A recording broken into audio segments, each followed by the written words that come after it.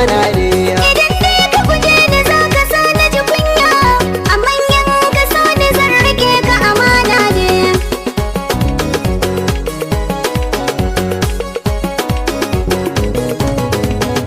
Idan na yi fushi ta hokarar rashe ne, idan ka yaga zuciya ta samu sukuni. Taho amshi fure na baka mai kyan launi, domin duka cikin samari kai na ido ne.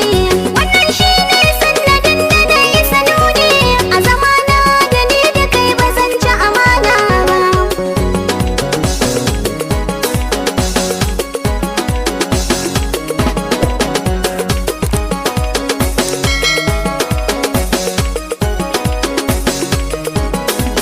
A cikin yan mata da ke kadai na aminta, mace kyakkyawa mai ado ta ya zan barta.